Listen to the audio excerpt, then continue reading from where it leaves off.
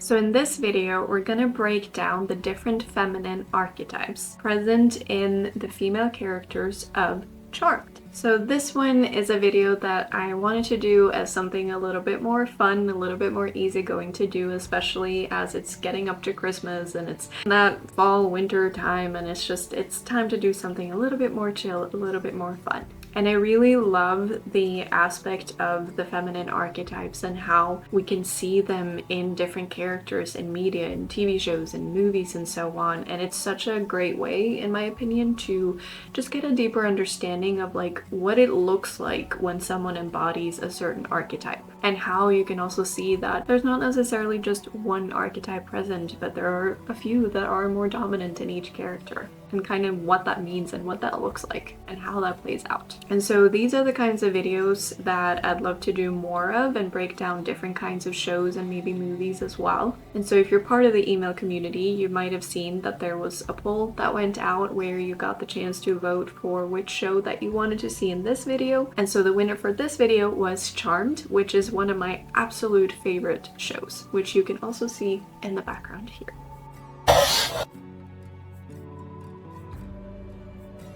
Hi there, I'm Antonie, and I guide female entrepreneurs and goal-oriented women to become their authentic selves and let go of the need to prove or justify themselves. So just before we get into the breakdown of the different characters, I want to make a heads up kind of note and just say that most likely there will be some kind of spoilers of the show in terms of just some of the events or like how things progress in the storyline. So if you haven't seen it and you're like, I will definitely be watching it, just, keep that in mind that there might be some spoilers coming up.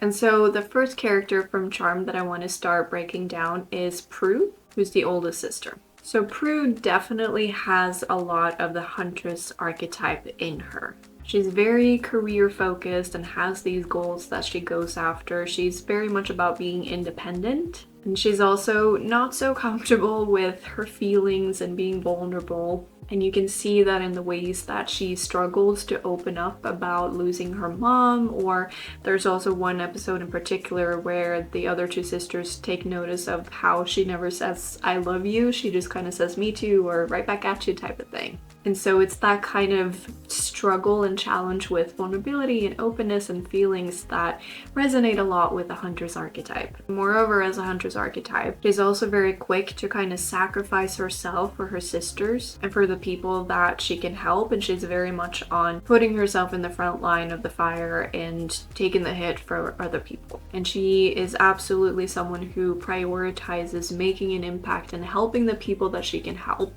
even though it comes at costs and even though it gets in the way of her everyday regular life. But also when it comes to making that impact and helping people, she tends to go about it from an independent point of view. So she often thinks that she can handle things on her own, or going at things herself and not asking for her sister's help and that kind of thing. But we can also definitely see some other present archetypes in Prue. One of which is the mother archetype, because again, she's very protective and caring for her younger sisters, and she kind of felt like she had to step up and kind of be their mom and become their mom in some ways when they were younger. And like she kind of had to sacrifice her own needs and her own wants in order to take care of those who were younger. And essentially those who the mother archetype kind of feels as her children and those who she tends for and takes care of. And you can also see this in the ways that she's often skeptic of the new men in her sister's life, and she's usually a bit more reserved and a little bit more skeptic and a little bit more protective of her sisters and not so sure about the new men and whether she can trust them. And just like a super quick note kind of related to that I was just thinking about, you can also kind of see that she has a lot of that intuitive archetype in her, because she kind of always gets these intuitive nudges and she's pretty much always right.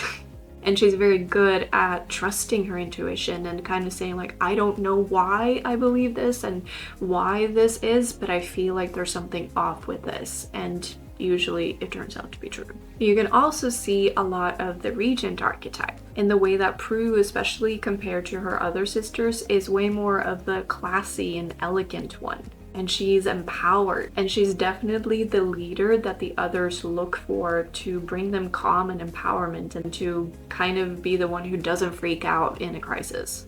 And lastly, you can also see a lot of the sage in her, and you see that especially when it comes to her job, because she is very smart and knowledgeable, and she also really cares about pursuing her career and progressing in her career. And she really enjoys investigating the artifacts and really learning about and understanding their history. And then moving on to the next sister, Piper. So for me, the most predominant archetype in Piper is definitely the mother archetype. And you can see how that's kind of cultivated itself in the sense that she was the middle sister and then she became the elder sister, and she's very much about taking care of her sisters and her family. I feel like for her, the most important thing in life is family and the people she cares for. And she also grew up being that middle sister who kind of had to be the mediator between the elder and the younger sister. And Piper is very caretaking and nurturing. She also loves to cook for others, and for the mother archetype, cooking is a way of kind of nurturing and taking care of other people. And she also has a tendency to people please and struggle to set boundaries and say no to people.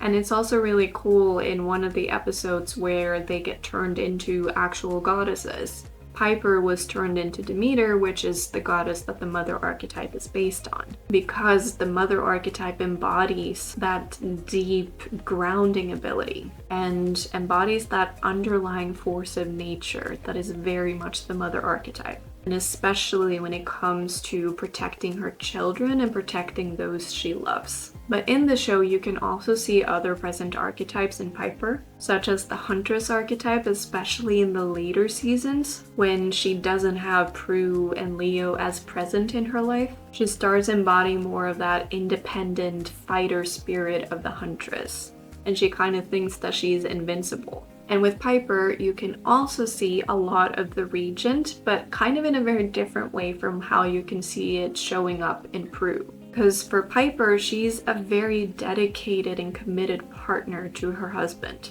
And she has that really deep, founded relationship in equal trust and respect. And she shares the same values with her husband. And she has that deep trust that somehow they'll find each other and somehow they'll understand each other and somehow they'll come back to each other. And she really stays committed to that relationship pretty much throughout the series, and she kind of always comes back to that relationship. And that is also a very typical trait of the Regent. She is the committed partner who will remain devoted to her partner beyond doubt. And then we have the next character, which is Phoebe. And Phoebe is kind of an interesting character to break down because she really starts out as one archetype in the earlier seasons. But then as she grows and matures and evolves, especially because she's quite young when it starts, she really transitions more into a different archetype. So at the beginning of the series, she definitely starts out as the maiden and guide with an emphasis on the maiden part. And so she's the youngest sister, and she's a bit more rebellious than the others. And she also feels a little bit more lost on what she wants out of life and who she wants to be. And you can also see it in the ways that she's not necessarily great when it comes to responsibilities and scheduling and that kind of thing. And that aspect of her maidenness, if I can call it that, is also a lot why she and Prue, as mostly the Huntress, had a lot of conflicts, because the maiden and the Huntress will definitely go a little bit against each other if they're not aware of it and if they're not taking things into account, because they are very, very different. And then as she grew and evolved, she definitely started embodying more of the guide part of the maiden and guide, which if you haven't seen the video about the maiden and guide, I break that archetype down, so I'll link it up here. But the important part about the maiden and guide is that she has that kind of duplicate part to her. She has the maiden, but she can transition and evolve into the guide. And so we definitely see that happening for Phoebe as well, where she really uses her own experiences as the younger sister, as well as with other experiences, to understand and empathize with other people.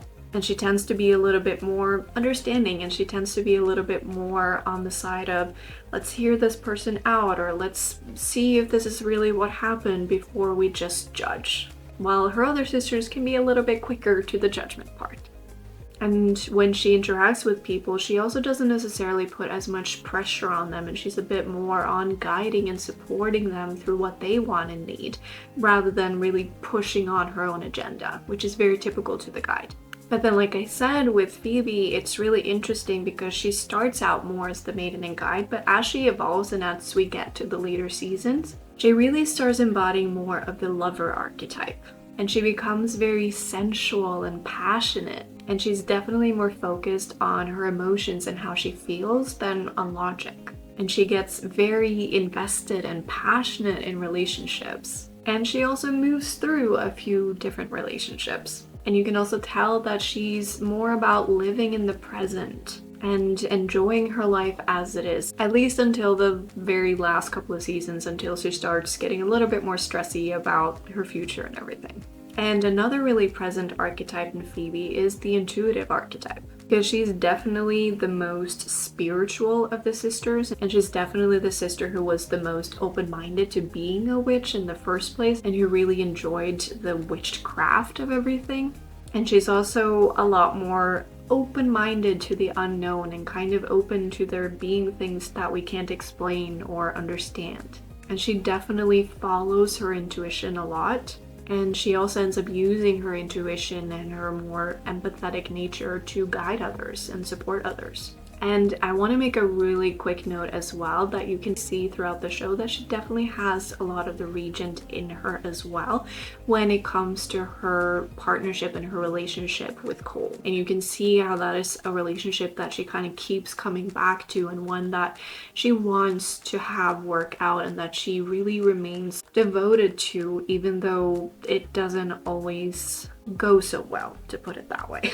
And what's really interesting is that you can also see something that is such an important part of the regent archetype, because it's so easy to think that the regent is all about relationships and partnerships, and that's all that she does. And it's also really easy to think that she will kind of prioritize her relationship and her partnership beyond everything else. And that's the problem, that can be one of the shadow sides of the regent, that she prioritizes her partner and her partner's needs and values more than anything of her own. But the truth is, a truly empowered and embodied regent will not do that. She will value her partner, she will value her partner's needs and values and everything, but only to a certain extent. And we can see that beautifully portrayed in Phoebe, because she remains devoted and she remains in belief of Cole's good qualities and that their relationship and love is strong enough.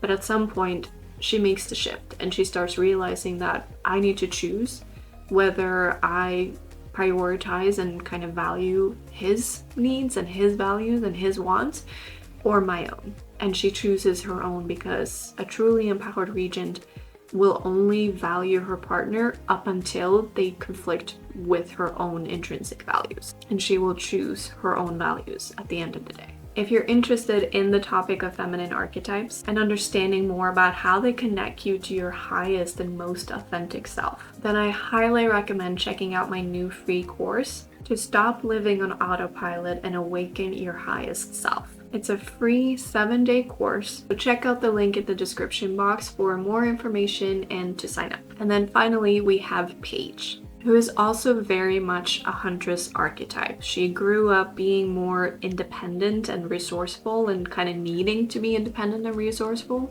And she's definitely not used to teamwork and working with other people. She's used to going at it her own way and by herself. And she's also very committed to making a difference in the world and helping people. And she is not afraid to state her opinion if she disagrees with other people, which both of those two last points also resonate a lot with the mother archetype, and you can definitely see that that plays a part. It's kind of a combination of the huntress and the mother, because the mother is also very passionate about helping people and taking care of them, and the mother archetype will definitely speak up and kind of put her foot down when something goes against her intrinsic values and principles. And kind of similarly to Phoebe, you can also see, especially in the beginning when Paige shows up, that she has a lot of those maiden qualities. and kind of embodies that sense of still being young and learning, and doesn't necessarily really take into consideration the consequences of her actions and kind of the reality of her actions. And also similarly to Phoebe, you can see a lot of that lover archetype in Paige as well, especially as she gets older, and you can kind of see that she more embodies that lover archetype as her natural way of being, while Phoebe is a little bit more the lover archetype in her romantic relationships. And so for Paige, you can see it a lot in the way that she focuses on pleasure, and also just the way that she embodies herself, the way that she's sensual, and the way that she dresses, and the way she kind of speaks a bit softer and slower, and the way that she moves, and the way that she sings, and just in her whole embodiment, you can definitely see a lot of the lover.